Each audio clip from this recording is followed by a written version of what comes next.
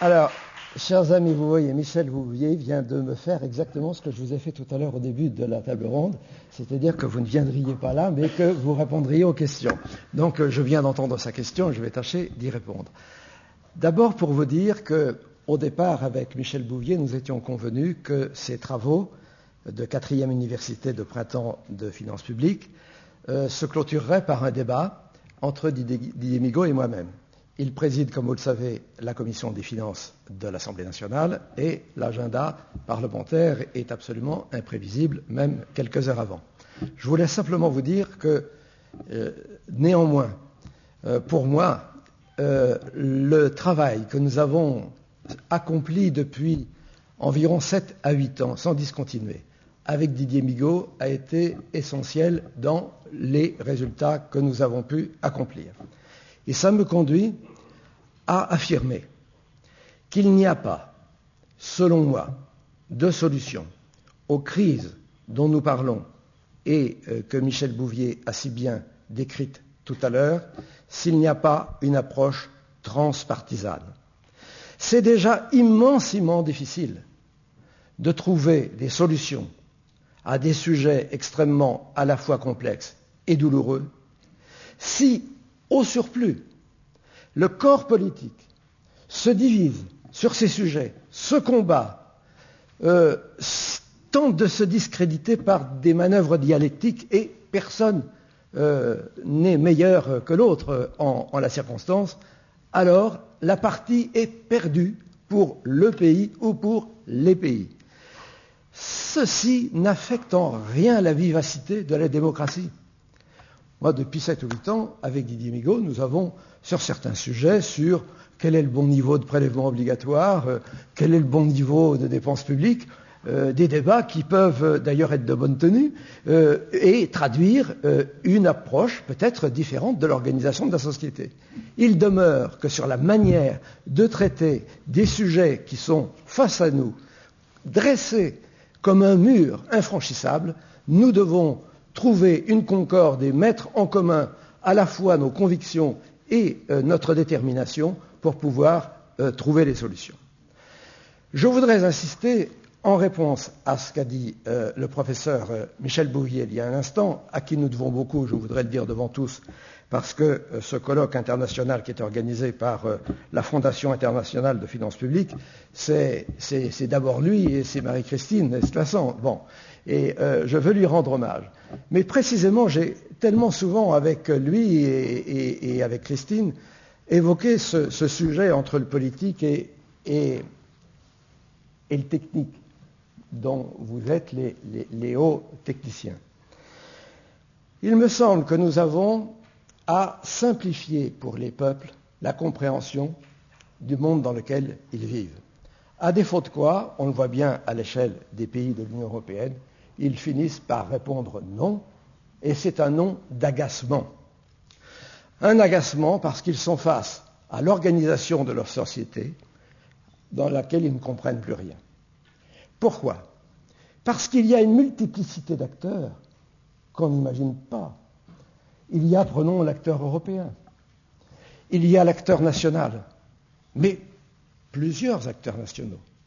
Il y a l'État, il y a la sécurité sociale, il y a les collectivités locales, il y a les ODAC, et tout ça, c'est la France, par exemple, lesquels, figurez-vous, ont des comptes séparés et n'ont d'autres tentations que d'avoir entre eux des comptes, des créances, des dettes, des discussions à n'en plus finir, qui alimentent une bureaucratie absolument insensée, sans que jamais personne se demande si ce n'est pas au final le même contribuable qui est concerné.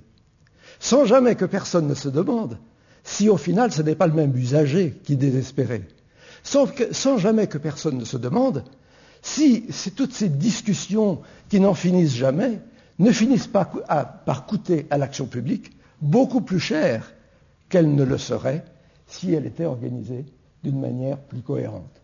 C'est pourquoi le politique, qu'il soit de gauche ou de droite pour simplifier, qu'il soit libéral ou social ou quels que soient les vocables que vous utilisez dans vos pays, doit aujourd'hui prendre la mesure que sa responsabilité est grande. Il a en charge des peuples qui, pour l'immense majorité d'entre eux, en tout cas en Europe de l'Ouest, sont majoritairement des gens qui n'ont pas connu la guerre et qui croient que la démocratie est un bien immanent comme l'air qu'on respire et qui, en fait, l'observent comme un jeu qui fait qu'une équipe gagne une fois, la fois suivante c'est une autre, la couleur des maillots sert de référence idéologique.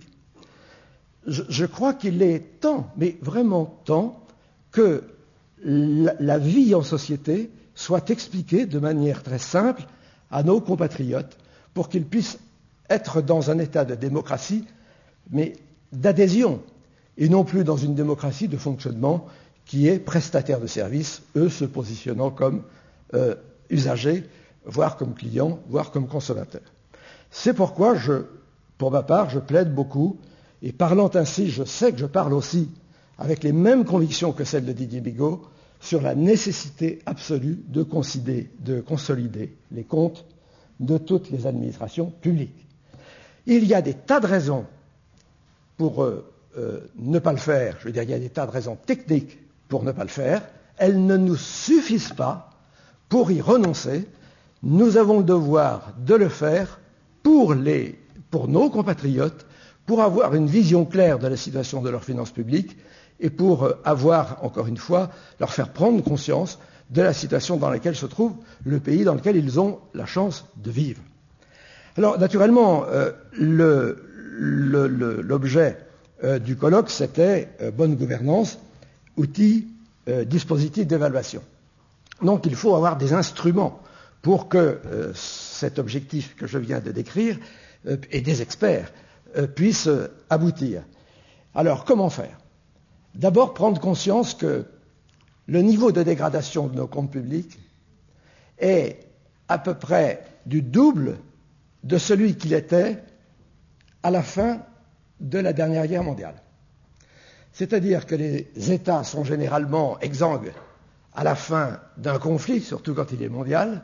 Eh bien, nous sommes aujourd'hui, en tout cas dans notre pays, avec une dégradation de nos finances publiques qui sont du double de la situation dans laquelle on se trouvait à l'issue de la guerre mondiale de 39-45. Ceci vous donne une idée de l'urgence et de l'importance du sujet. Si j'y ajoute que nous étions à l'époque dans des économies totalement protégées, puisqu'elles étaient nationales, que les frontières se sont ouvertes et que nous sommes nombreux à nous en réjouir, que nous avons devant nous de très grandes difficultés qui s'annoncent, nous avons des crises énergétiques qui sont engagées, nous avons des crises alimentaires qui sont engagées, nous avons des écarts de niveau de vie dans un cadre mondialisé entre certains pays qui ne seront plus tolérés, qui ne seront plus tolérables, et il faut trouver des solutions qui s'inspirent néanmoins de systèmes démocratiques pour pouvoir aboutir. Comme le disait très bien Michel Bouvier tout à l'heure, nous avons des technologies qui sont totalement en transformation absolue, qui rendent complètement caduques quasiment les systèmes que nous avons mis en place.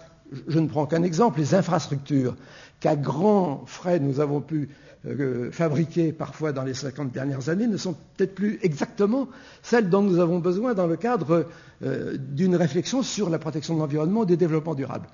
Si j'ajoute qu'il y a des bons côtés à cette évolution, c'est-à-dire le gain d'espérance de vie, vous vous rendez compte, dans les pays d'Europe, un trimestre par an d'espérance de vie supplémentaire.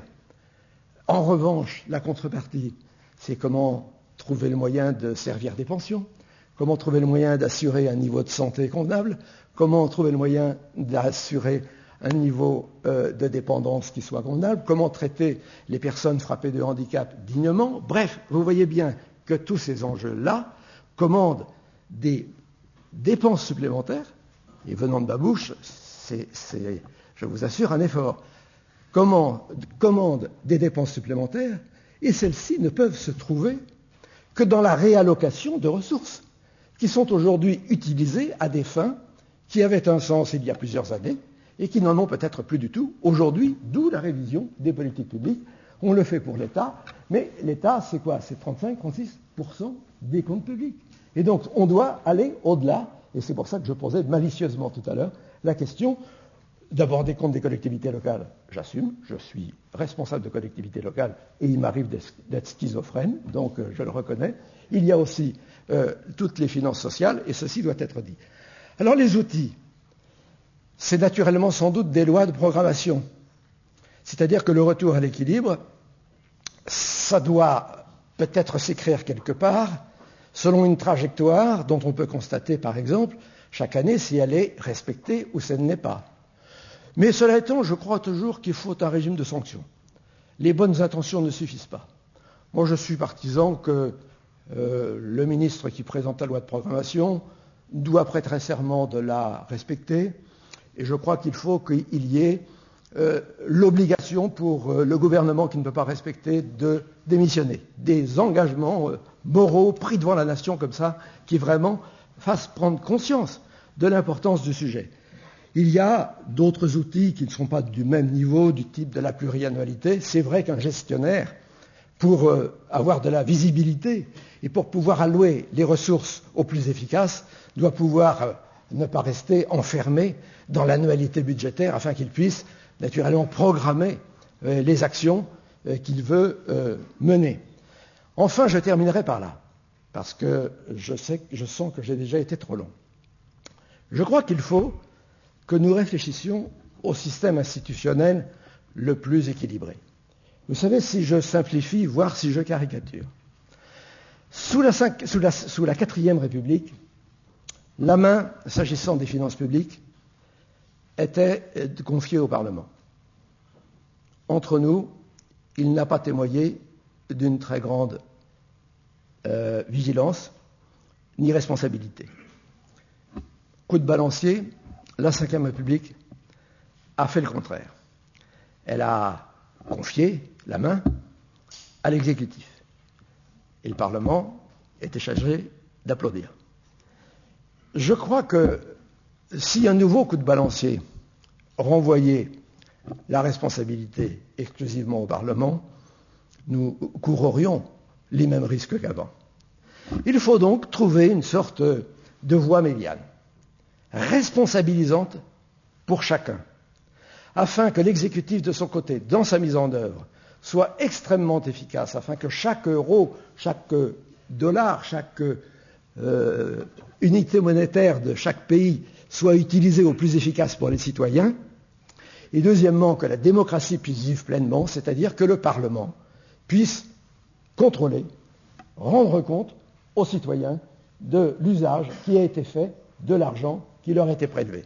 Et enfin, comme je vous le disais tout à l'heure, je pense que tout ça devient beaucoup plus simple d'être responsable politiquement devant ses électeurs, y compris d'accepter la défaite le soir de la proclamation des résultats, lorsque vous savez que vous avez pris vos décisions en conscience, au regard de ceux qui vous applaudissent quand vous avez gagné ou qui vous sifflent quand vous avez perdu, mais parce que derrière leur visage, vous voyez celui de leurs enfants, parce que c'est à ce niveau-là que la vraie démocratie vit, c'est-à-dire celle d'assurer des libertés, d'assurer une solidarité entre les générations présentes, en garantissant aussi l'avenir des générations futures. Je vous remercie beaucoup.